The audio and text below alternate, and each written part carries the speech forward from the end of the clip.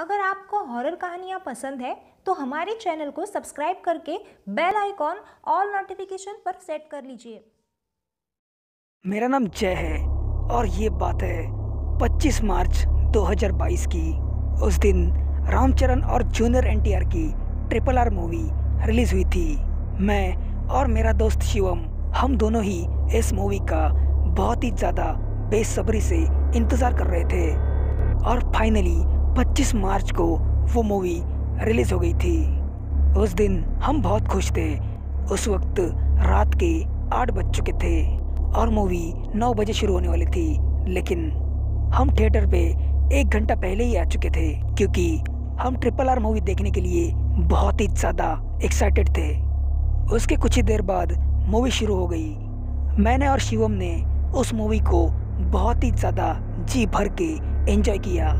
उसके कुछ ही देर बाद वो मूवी ख़त्म हो गई और फिर हम दोनों अपने घर में आने के लिए निकल गए। उस वक्त हम दोनों बहुत ही ज़्यादा खुश थे क्योंकि बहुत दिनों के बाद हम दोनों ने एक अच्छी मूवी देखी थी।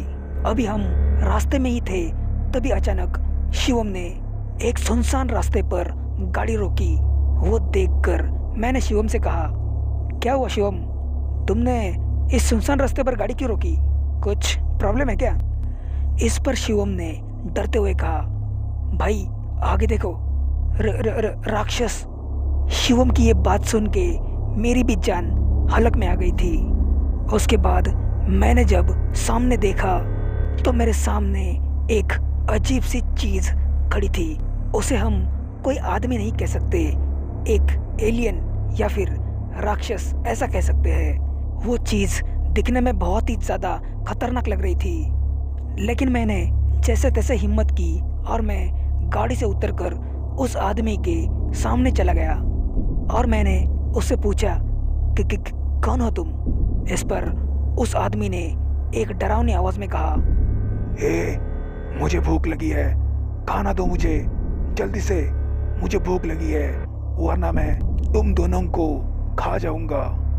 जल्दी मुझे खाना दो, मुझे भूख लगी है।